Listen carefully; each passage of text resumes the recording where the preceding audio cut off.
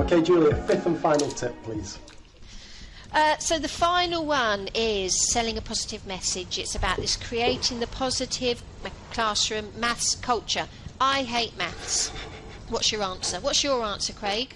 Well, if you... Sir, I hate maths. Oh, I thought you were saying that. I thought that's a twist. I'm role playing now. I'm pretending to be. Yeah, it's a real tricky one. I mean, I always go for the over enthusiastic approach. Like, I used to make tons of mistakes with it. I used to, particularly teaching GCSE reset, I used to approach topics saying, look, I'll be honest, this is a bit of a painful one, this, but, you know, we'll muddle through it. I'm not convinced that works. I think straight away the kids are like, oh, God, this is going to be painful. So now I try and pretend everything's brilliant. Like, I love a percentage, I love a fraction. So I try and get them on board with enthusiasm, but I know that's not for everybody. So I'm intrigued by your approach here. Yeah, I mean, this isn't just for resitters. Remember when we used to go to parties? And someone would sidle up to you and say, hello, my name's Derek, what do you do? I'm a gardener, what do you do? Oh, I'm a maths teacher. Oh, it's like Marmite, isn't it? Oh, I hated maths at school. Yep. Oh, how can you be a maths teacher? We have to tackle it everywhere we see it. And if we see it in our Year 10 classes, you know, I've had students in the past that would come in, oh, I'm not going to do any work, I hate maths, miss. It's all right, I'll do it again at college. What do you mean you'll do it again at college? You know, wouldn't you want to earn more money? You know, your children will be better educated. You know, all of those positive statements we get from people like National Numeracy to back up the messages we're saying. I ask this question of every teacher training group that I deliver. I deliver all around the country on Zoom and now more face-to-face. Everywhere I go, I always ask, when a student says, I hate maths, what's your answer? And you get some crackers. You get some cracking answer. I hate ironing, but it's very necessary. Yeah. I've got to do it, so we're going to be fine. They are, you know, you're right. Being the positivity that they need is exactly right, and I know you allude to that in your book as well. You know, you are the only positive maths role model they're going to have. You know, which bits of maths do you hate exactly? Because it's a huge topic. You know, you're all right with money and you're all right with time because you're here. You're okay. You know, you've got to college however you got here. So which part is exactly? Oh, I hate algebra. Okay, well, there's only ever 9 things that we're doing in algebra. If you look back at the wonderful, great maths teaching ideas from William Emily, his approach to algebra is really, really good. Well, I love it. So we'll be fine. You know, just taking that pressure away from them is sometimes just enough. I had one, and I do give away, I don't know if you can see it here, the Money Can't Buy Mathematical Tea Towel behind me. For the best responses. This woman in Middlesbrough at the FE conference up there, she said, right, I want that tea towel, she put in about multiple entries, and she said, well, I'm going to bet you, I'll double your money. Going to make you a bet that you're going to pass your GCSE reset with me. So if let's bet £10. So if you pass your GCSE, I'm going to get £20, and if you pass it, I'm going to give you your money back. So you're going to get £15 from me. And the learner's going, you know, she tried to outwit the learner, but she was desperate for a tea towel. But it's a really serious point. We have to challenge it wherever we hear it. I've had learning support in classes have sidled up to students who've got their head on the desk or, come on, what's the problem? Come on, I hated maths at school. We'll do it together. It's not the right approach. I don't care how you feel about maths, you have to park it. You have to keep it under your radar if you're working with my learners in the class or in the college or in the school. We need to have those positive conversations around maths and English in any school or college is everybody's problem. It isn't just the maths teacher's problem. It's that cultural, making a positive culture in an organisation as well. And many places I go into, they give badges out to learners. I love maths and English, or I love M&E. And, you know, it's a really interesting one.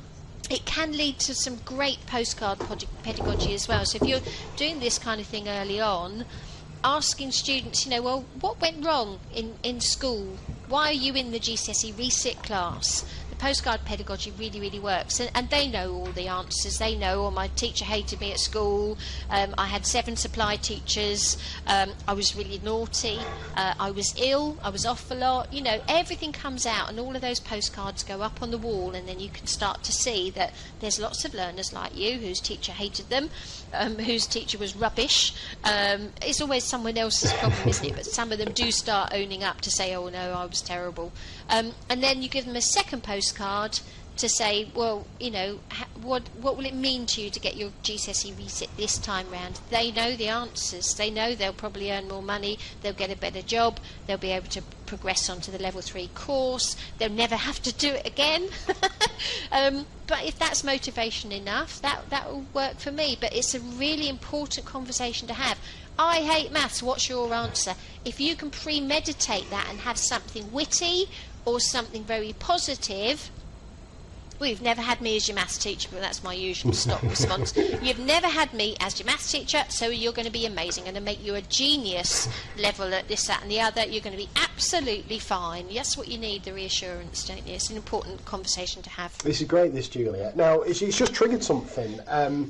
So I really like this idea that when they say I hate maths, you trying to drill it down. Okay, well, what areas of maths do you hate? Because maths is huge, and it's just made me think. I don't know if you've come across Colin Foster's writing a series of fortnightly blog posts as part of his role as president of the MA, and there was a recent one on times tables, and it was fascinating.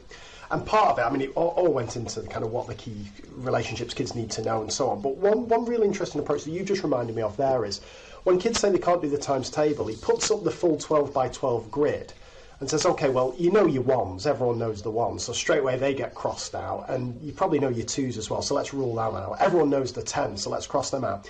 And it's this idea that all of a sudden this massive thing, these 144 facts that kids need to know, with a couple of strokes of the pen, they're down to about 30 straight away. And then if we can learn one of them, we probably know another one as a result of that, and so on. And I just wonder, you could almost imagine that approach with maths, right? If you had some kind of strong visual like that, something perhaps like Will Emney's curriculum art that you spoke about before, and you say, okay, as you say, well, you know money, you're good at, okay, let's rule that one out. And actually money then leads to this, this and this. You can imagine something like that being quite powerful, right? Oh, definitely.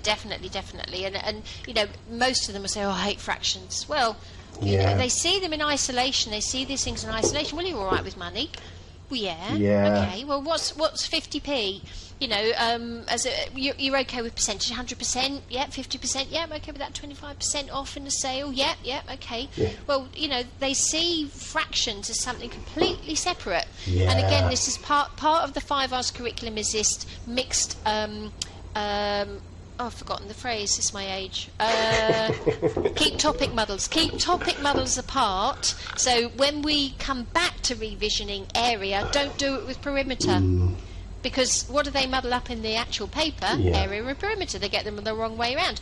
Don't muddle up LCM and HCF, because in the paper they quite often put 2 down because they can't remember. They can do the maths, they can't do the but with fractions, decimals, percentages, keep referencing the equivalences every time, because they see them in isolated silos. They don't see 1/5 as 20%. They don't see the connection. So there are key messages as well when you're going back over the maths. This doesn't have to be predominantly resitters. It can be, you know, you're going back over stuff in year 11 throughout the year. Always keep those equivalencies in mind. And even, you know, finding 12.5% of 80, most learners do 10%, find 1%, double it, halve it to get 0.5%, add them together. That's 5 steps.